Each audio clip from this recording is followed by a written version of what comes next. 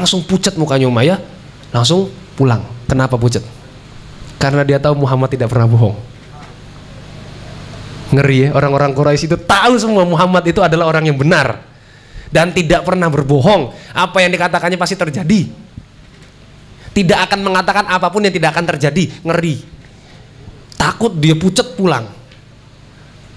Kan Abu Jahal sama Sa'ad ditinggal berdua. Ngapain mereka? Pertanyaannya, A. Main Uno, B.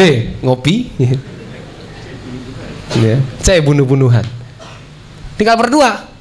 Abu Jahal langsung, saya pulang ya. Pulang Abu Jahal.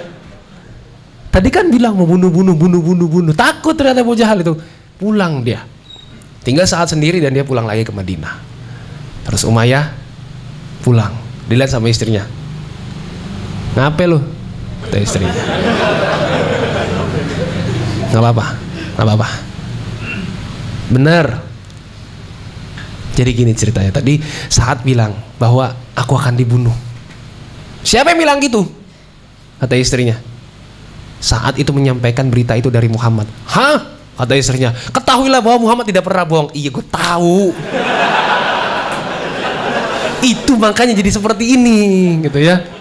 Ayo gimana, kata istrinya. Terus kata Umayyah, tenang aja wahai istriku, aku tidak akan pulang. Oh, bentar. Saat ngomong nggak, bunuhnya di mana? Enggak sih. Waduh, itu yang repot. Kapan ini dibunuhnya, ya kan? Nggak, kata Umayyah, aman. Saya tidak akan pergi dari rumah. Terus jadi perginya Umayyah itu cuma dari rumah ke Ka'bah, rumah ke Ka'bah. Ini saya agak ceritain nanti akan nyambung sama Bilal. Karena dia tuannya Bilal. Dulu ya, Ka'bah, rumah Masjidil Haram, Masjidil Haram. Sampai kemudian ketika berita perang Badar itu muncul, ya, singkat cerita lah, pokoknya berita perang Badar itu muncul, Abu Jahal tanya dong sama Umayyah, Umayyah, ayo perang yuk. Lawan siapa? Lawan Muhammad. Waduh. Enggak deh. Enggak ikut-ikutan. Loh, kenapa kamu? Soalnya Muhammad itu sudah bilang aku kan dibunuh. Terus kata Abu Jahal, bohong lah, masa kamu percaya gitu aja? Kata Umayyah, emang kamu nggak percaya sama Muhammad? Percaya juga. Ya udah, akhirnya Abu Jahal pulang lagi bawa minyak wangi. Tapi minyak wangi saya lupa namanya. Minyak wangi itu khusus buat perempuan. Ditaruh di depannya, nah kayak gini nih. Ditaruh di depannya Umayyah. Ini lagi di depan Ka'bah nih. Taruh depannya Umayyah. Dia bilang, wah, kamu sembarangan Abul Hakam. Kenapa? Kamu ini bawa minyak minyak wangi ini kan buat perempuan ini. Kata si Abu Jahal, emang kamu perempuan kan? Kamu nggak mau perang kan? Ya bukan begitu, ya kamu perempuan. Nah, kamu menghina saya, ya kamu perempuan gitu terus. Pulang dia, ngambek. Pulang terus ditanya sama istrinya lagi, ngapain lo? Abu Hakam menghina saya. Lo menghina kenapa? Lah iya, masa saya diajak perang terus nggak mau, terus dia bawakan minyak wangi buat perempuan. Apa-apaan itu? Dikiranya apa saya? Kata istrinya, berarti kamu banci dong. Kata Umayyah, mungkin Abu Hakam menyangka saya seperti ini. Ya udah, sekarang saya pergi aja. Kata istrinya, mau kemana? Mau ikut perang? Kata istrinya, katanya kamu takut dibunuh sama orangnya Muhammad. Kata Umayyah, tenang aja, pokoknya saya datang. Nanti setelah datang pulang lagi. Jadi kumpul kan, biasanya kan kalau perang kumpul dulu, briefing dulu kan. Nanti kalau sudah selesai briefing saya pulang lagi, ngendap. Ternyata pas sampai di situ dipegangin sama Abu Jahal. Mau mana? Dipegangin terus. Maksudnya apa ini Abu Hakam? Katanya, kamu tuh mau pulang kan? Saya tahu kamu mau pulang. Kamu pasti takut dibunuh kamu kan? Udah sini. Pegangin terus sama Abu Jahal itu. Jadi nggak bisa pulang Umayyah itu. Jadi kemana setiap jalan pasukan itu jalan dipegangin terus, ya kan? Setiap nanti misalnya Umayyah mau kemana izin ke belakang harus didampingi. Jadi dilihatin terus orang ini supaya nggak pulang. Sampailah kemudian singkat cerita sampai di medan perang Badar, Umayyah masih di situ belum bisa pulang. Bingung dong, orang-orang pada perang, wah tang tong. Umayyah itu nggak perang, diem aja dia, karena dia tahu bakal dibunuh. Ketemulah mukanya, ini kayak gue kenal nih. Wah ini ini Abdul Wud, maksudnya Abdurrahman bin Auf. Abdurrahman bin Auf itu dulu panggilan Abdul Wud. Wud itu nama berhala. Jadi hambanya berhala. Abdul Wud, nggak nyaut dong Abdurrahman bin Auf karena dia sudah hijrah. Abdul Wud, nggak nyaut. Abdul Wud, nggak nyaut juga. Wah kayaknya udah ganti nama dia nih. Terus mikir siapa ya? Aduh ini siapa namanya ini? Terus akhirnya panggil Abdullah. Abdullah maksudnya hamba Tuhannya. Nengoklah Abdurrahman. Dia tahu sebenarnya dia dipanggil, cuma nggak mau nengok. Abdullah. Dilihat, wah Umayyah. Terus ngobrol, kata Umayyah bin Khalaf. Iya ini lagi perang ngobrol. Abdurrahman bin Auf kan sudah pegang pedang. Kata Umayyah, kamu tahu nggak? Jadi Abdurrahman bin Auf ini kan orangnya otaknya bisnis ya. Ya kalau ada ghanimah jatuh diambil. Ada ghanimah jatuh diambil, jago orang ini. Terus Umayyah bilang, kamu tahu nggak yang lebih berharga daripada rampasan perang itu, daripada emas-emas itu, daripada senjata-senjata itu? Apa? Saya adalah orang terkaya di Mekah. Kalau misalnya kamu menawan saya, kamu akan jadi orang kaya. Orang-orang Quraisy akan menebus berapapun untuk menebus saya. Coba, ayo dibandingin sama harta yang kamu ambil, pungutin satu-satu itu, mendingan mana sama nawan saya? Kata Abdurrahman, kamu beneran mau ditawan? Oke, sini, tawan. Ya kan? Jadi cara menawannya saat itu adalah orang itu dibawa, ya, tidak boleh dibunuh, tidak boleh diserang sama siapapun karena sudah jadi tawanan. Jadi walaupun misalnya Abdurrahman bin Auf punya sahabat yang benci sekali dengan si siapa nih, Umayyah ini, itu nggak boleh dibunuh si Umayyah. Jadi harus dilaporin dulu sama Nabi. Wahai Nabi, ini tawanan saya. Nah baru kalau Nabi bilang boleh, silakan, baru jadi tawanan. Nah ceritanya lagi jalan nih, dibawa lah itu. Iya kan, dipeluk si Umayyah, udah dipeluk sama Muhammad. Pas jalan ketemu sama Bilal. Loh, ini kan Umayyah ya? Iya. Terus kata Bilal, kalau gitu mau saya bunuh. Baru mau dibunuh sama Abdurrahman bin Auf, jangan, ini tawanan saya. Kata Bilal, belum sampai Nabi, belum jadi tawanan. Terus kata Abdurrahman bin Auf, gini Bilal, ini masalahnya bisnis. Kalau saya tawan dia, saya bisa jadi kaya lagi seperti dulu. Kan dia kan baru hijrah nih, Abdurrahman bin Auf, belum sekaya dulu. Terus kata Bilal, gak mau tahu, pokoknya saya mau bunuh orang ini. Dia yang nyiksa saya, dia yang begini. Setiap mau diserang sama Bilal, Abdurrahman bin Auf ngelindungi. Setiap mau diserang, dilindungi terus. Dilindungi. Akhirnya Bilal gak kehilangan akal. Ya kan? Bilal panggil orang-orang Ansor, orang-orang Madinah yang gak kenal sama Umayyah. Orang-orang Ansor katanya, kamu tahu nggak dulu saya disiksa? Iya tahu, kami semua tahu. Tahu nggak kamu siapa yang nyiksa? Mana orangnya? Ini, bunuh, gitu kan? Abdurrahman bin Auf bilang, nanti dulu. Sebelum kalian bunuh, ya, ini tawanan saya. Dan ingat, saya tuh mau begini. Ini salah satu, ini orang terkaya di kalangan Quraisy. Kalau saya tawan dia, saya jadi orang kaya, gitu kan? Terus orang Ansor denger itu. Gak mau tahu, bunuh gitu. Terus kata Bilal, ayo dibunuh gitu kan Bilal kan. Sama seperti dulu Umayyah bilang kepada orang-orang, ayo silakan siksa gitu kan. Syukurin tuh Umayyah tuh. Terus akhirnya bingung ini. Terus kata Bilal kepada Abdurrahman bin Auf, pokoknya ini harus dibunuh. Saya nggak mau tahu, mau kamu kaya kayak mau kamu miskin, pokoknya dibunuh. Ini adalah orang yang dulu telah menyiksa saya. Saya ya harus balas dendam lah, masa saya nggak balas dendam.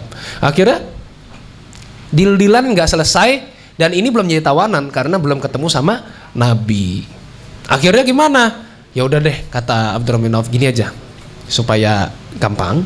Kata Abdurrahman bin Auf bilang ke Umayyah, kamu tiduran aja, kamu rebahan, ya, kamu rebahan di sini, nanti saya lindungi. Jadi Umayyah bin Khalaf tiduran di atas tanah, kemudian ditumpukin sama Abdurrahman bin Auf. Abdurrahman bin Auf tiduran juga di atasnya. Kan jadi kan nggak bisa. Kata Bilal, serang lewat bawah, gitu. Kata Bilal, serang lewat bawah, bunuh lewat bawah, bunuh lewat bawah gitu. Akhirnya benar, jadi karena bawahnya terbuka akhirnya dibunuh. Jadi ditusuk rame-rame itu si Umayyah. Matinya menyedihkan. Ya kata Abdurrahman Auf, sayang banget ini, nggak jadi orang kaya. Ya udahlah, mau diapain lagi kan? Ya Abdurrahman Auf, di mana aku lihat pasar di situ aku akan berbisnis. Di mana ada batu aku balik di situ ada emas gitu. Jago Abdurrahman Auf kan, orang kaya yang sudah mendarah daging. Jadi ada kan orang-orang sekitar kita seperti itu ya. Kaya, bapaknya kaya, terus dia bisnis kaya juga, kerja apa jadi kaya, duit sudah diinfakkan tetap kaya. Ada kayak gitu. Kita pengen ikut kayak gitu, miskin. Bisnis sama kayak dia, miskin. Wah nikah sebelum kaya sama kayak dia, kalau habis nikah nanti kaya, miskin juga. Iya kan? Oh nikah sebelum selesai skripsi, dia waktu itu kayak gitu, setelah nikah langsung selesai skripsinya. Kita nggak selesai juga, gitu kan? Ada. Jadi kita jangan nyamain ya, orang rezeki orang beda-beda. Nah begitu, itu kisah antara Umayyah dengan Sa'ad dengan Bilal ya. Jadi ini kisahnya agak panjang, tapi karena berhubungan dengan Bilal jadi saya ceritakan. Jadi teman-teman sekalian rahmati Allah Subhanahu wa taala, Bilal bin Rabah radhiyallahu anhu itu adzan selama hidup Rasulullah. Ya. Jadi Bilal itu adzan terutama kalau misalnya subuh. Kebiasaannya Bilal adalah dia naik ke atas Ka'bah. Oh sorry, saya cerita dulu ketika Fathu Makkah ya. Jadi ketika Fathu Makkah, selesai Fathu Makkah itu orang-orang semua tercengang melihat Bilal naik ke atas Ka'bah. Karena saat itulah satu-satunya orang di Makkah yang pernah naik Ka'bah itu Bilal, dan dia mantan budak dan dia kulit hitam dan dia bukan orang Arab. Ya, luar biasa. Belum pernah ada orang yang manjat naik ke Ka'bah. Satupun. Saat itu orang-orang Makkah taunya begitu. Ya kecuali Nabi Ibrahim zaman dulu banget itu. Ya kan? Belum pernah ada Bilal naik. Semua orang di Mekah itu semuanya geleng-geleng. Terutama yang belum masuk Islam. Semuanya geleng-geleng dan merasa bahwa ini sudah hancur di Mekah ini. Ketahuilah bahwa Muhammad yang dulu kita ejek-ejek, kita hina-hina, kita usir, sekarang dia yang membuat budak itu bisa naik ke atas Ka'bah. Hancur kita semua. Orang-orang Quraisy nggak ada harganya lagi di mata Muhammad. Dan Muhammad sudah mempersatukan antara Mekah dan Madinah. Ada satu orang namanya Attab. Dia itu sama Abu Sufyan mengatakan, bergembiralah ayahku, karena dia mati sebelum melihat peristiwa ini. Abu Sufyan dengar itu, terus Abu Sufyan diam. Terus Abu Sufyan ngomong, demi Allah aku nggak mau ngomong. Kenapa? Karena kalau aku ngomong, ini ada batu nih, pasti batu ini menceritakan kepada Muhammad. Terus datang Nabi tiba-tiba, terus langsung bilang, kamu tadi ngomong begini, ya kan? Bener? Abu Sufyan kamu juga ngomong begini, ya kan? Bener? Kaget semua. Loh, apa yang kita omongin ternyata Muhammad sudah tahu. Dua orang itu langsung masuk Islam. Ya saat itu juga karena kesaktiannya Nabi. Ya, sudah mengetahui walaupun belum diceritakan. Nah begitulah. Kemudian Bilal bin Rabah terbiasa untuk melakukan mengumandangkan adzan di atas Ka'bah. Ketika di atas Ka'bah itu selesai adzan, dia turun, dia ketok rumahnya Nabi, gitu ya. Jadi ketika di atas Ka'bah itu sudah ini, kemudian balik lagi ke Madinah. Nah kalau dia adzan, selesai adzan, dia ketok rumahnya Nabi, karena kan rumahnya Nabi di dekat masjid. Ya kalau sekarang dalam masjid ya. Kalau dulu kan nempel sama masjid itu. Jadi terutama subuh, kalau subuh ada dua yang adzan kan. Yang satu namanya Abdullah bin Umi Maktum radhiyallahu an. Ini orang buta. Orang buta yang menjadi penyebab beberapa ayat turun. Salah satunya abasa wa tawalla an ja'ahul a'ma wa may yudrika la'allahu yazakka. Itu surat itu, awal surat itu turun gara-gara Abdullah bin Umi Maktum. Dia orang buta yang nyolek Rasul. Ayo Rasul, saya pengen tanya dong sama Rasul diginin. Apa sih? langsung ditegur sama Allah. Jadi Rasul itu walaupun dia maksum gitu ya, tapi memang dia manusia. Jadi banyak juga kesalahan-kesalahan yang kemudian terekam dan kemudian harus kita pelajari. Sering nggak sih kita kayak gitu? Sering kayaknya deh. Kayak misalnya lagi seneng nih ngobrol nih, lagi seneng gibah gitu ya. Terus ada yang nyolek, lihat deh. Ini bagus tahu ceramahnya Ustadz apa sih gitu. Nah itu tegur itu Rasul itu. Jadi Abdullah bin Maktum itu mau nanya sesuatu sama Rasul. Sebenarnya Rasul ngelihatnya nggak nyantai gitu. Makanya kemudian tegurannya dari Allah, abasa wa tawalla. Dia bermuka masam. Bermuka masam itu gimana? Ya pokoknya nggak bagus lah. Itu Rasul yang ditegur gara-gara nggak nyaut ketika nggak melayani ketika ditanya sama Abdullah bin Maktum. Wa ma yudrika la'allahu yazakka, kan pengen mensucikan dirinya gitu loh. Oke. Jadi adzan pertama Abdullah bin Maktum, kemudian adzan yang kedua Bilal bin Rabah. Jadi Abdullah bin Maktum itu imsaknya istilahnya seperti itu walaupun sebenarnya nggak ada imsak ya. Dan kemudian baru lampu merahnya di Bilal bin Rabah. Kalau Bilal bin Rabah sudah adzan, maka tidak boleh lagi makan dan minum. Tapi kalau Abdullah bin Maktum sudah adzan, itu masih boleh makan dan minum. Seperti itu tata caranya. Jadi setiap selesai Bilal itu adzan, dia pasti ketok rumahnya Rasul. Tok. Rasulullah, salat yuk gitu.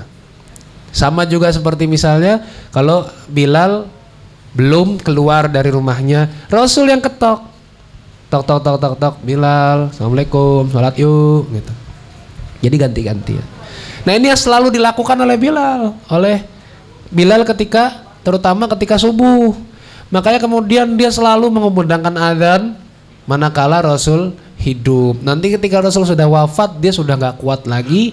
Sekitar cuma 3 kali kalau nggak salah adzannya Bilal. Ya, ketika Rasul meninggal, ya jasadnya mau dikebumikan itu Bilal adzan. Kemudian maksudnya adzan untuk sholat. Kemudian ketika masanya Abu Bakar dan tidak kuat lagi kemudian setelah itu ya, karena ketika menyebut asyhadu anna Muhammadar Rasulullah, Bilal tidak bisa melanjutkan sama sekali. Asyhadu anna Muhammadar Rasulullah itu sudah gak bisa lagi, tercekat suaranya, dia menangis dan dia gak kuat lagi untuk, karena yang terbayang apa sama Bilal? Yang terbayang ketika aku adzan, aku akan turun, aku akan ketuk rumahnya Nabi. Dan Nabi nanti keluar, kita akan sholat bersama-sama. Sekarang nggak ada lagi itu yang aku bayangkan. Ini Bilal. Kita ini mengharapkan syafaat Rasul. Ketika Bilal sebut asyhadu anna Muhammad Rasulullah, itu Bilal nggak kuat lagi melanjutkan. Betapa rindunya dia dengan Nabi. Betapa mengenang peristiwa bersama Nabi. Bagaimana dengan kita? Ketika kita menyebutkan asyhadu anna Muhammad Rasulullah, apa yang kita rasakan? Apakah kita mengharapkan syafaat dari Rasul? Apakah kita kemudian mengharapkan pertemuan dengan Rasul ketika kita menyebutkan itu, ketika kita menyatakan bahwa aku bersaksi bahwa Muhammad adalah utusan Allah? Bilal izin kepada Abu Bakar As-Siddiq, minta izin untuk mengasingkan diri ke Syam. Di sana dia tetap membantu umat Islam untuk berperang dan lain sebagainya, tapi dia nggak mau kembali lagi. Kenapa? Karena kalau kembali ke Madinah yang diingat Nabi, dan dia kangen untuk kembali ke Mekah, tetap ingat Nabi. Yang paling dirindukan oleh Bilal adalah kembali ke Mekah. Tapi pun kalau kembali ke Mekah, dia ingat dulu pertama kali awal-awal masuk Islam. Ya Allah, keinget lagi Nabi, keinget lagi Nabi, keinget lagi Nabi. Sampai kemudian ketika penaklukan di masa Umar bin Khattab radhiyallahu anhu, Umar meminta secara khusus Bilal. Karena ternyata Bilal bermimpi, sempat Bilal itu bermimpi bahwa Rasulullah SAW mendatangi Bilal dan bertanya, wahai Bilal, kemana saja kamu? Kenapa engkau tidak pernah mengunjungi wahai Bilal? Terbangun kemudian Bilal, diminta oleh Umar bin Khattab untuk adzan. Dia masih nggak mau. Datanglah kemudian cucunya Rasul, Hasan dan Husain. Dia cium Hasan, dia cium Husain, dan Bilal mencium aromanya Nabi. Dan Bilal melihat seperti melihat Nabi di situ, di wajahnya Hasan dan di wajah Husain. Kemudian kata Hasan dan Husain, wahai Bilal, ayolah azan. Kami merindukan suaramu. Kemudian Bilal naik untuk adzan, sama. Lafaz asyhadu anna Muhammadar Rasulullah tidak pernah selesai. Allahu Akbar, Allahu Akbar, Allahu Akbar, Allahu Akbar. Asyhadu an la ilaha illallah, asyhadu an la ilaha illallah, asyhadu anna Muhammadar Rasulullah. Sampai di situ kemudian Bilal tidak pernah menyelesaikan adzannya sampai akhir hayatnya. Bilal tetap pada pendiriannya untuk tidak mengumandangkan adzan karena kerinduannya yang besar kepada Nabi Sallallahu Alaihi Wasallam. Nah, makanya sekarang bagaimana kemudian kita mempelajari kelebihan-kelebihan yang ada pada Bilal, dan bagaimana Bilal itu menjadi satu tonggak, satu pionir yang tidak membeda-bedakan suku dalam keislaman kita, bahwa tidak ada kekurangan sedikit pun ketika yang orang Islam itu adalah orang non-Arab, dan tidak ada kelebihan sedikit pun ketika yang orang Islam itu adalah orang Arab, kecuali ketakwaan.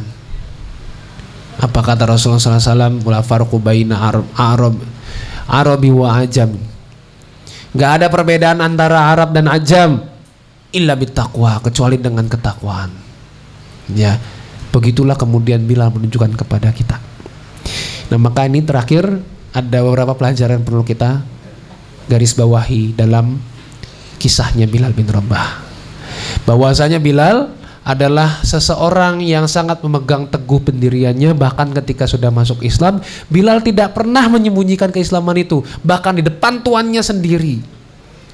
Yang kedua, ketika Bilal disiksa, dia sampai kemudian apa yang dia katakan adalah kata yang paling dibenci oleh orang kafir saat itu, kata yang paling membuat orang kafir semakin gregetan, dan kata yang paling menguatkan. Makanya teman-teman sekalian dirahmati Allah Subhanahu wa taala, kata yang paling menguatkan kita apa?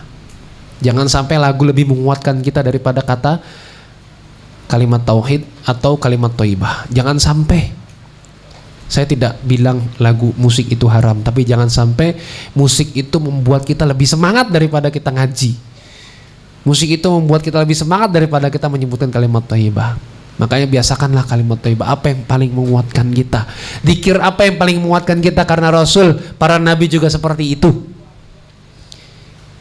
Ya, Nabi Yunus alaihissalam pun ketika berada di perut ikan pun, Nabi Yunus itu berzikir kepada Allah. Tidak pernah meminta, ya Allah keluarin saya, enggak pernah. Nabi Yunus cuma bilang la ilaha illa anta subhanaka inni kuntu minal zalimin. Tidak ada Tuhan selain Engkau, ya Allah.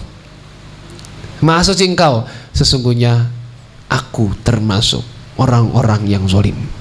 Begitu, itu adabnya Nabi.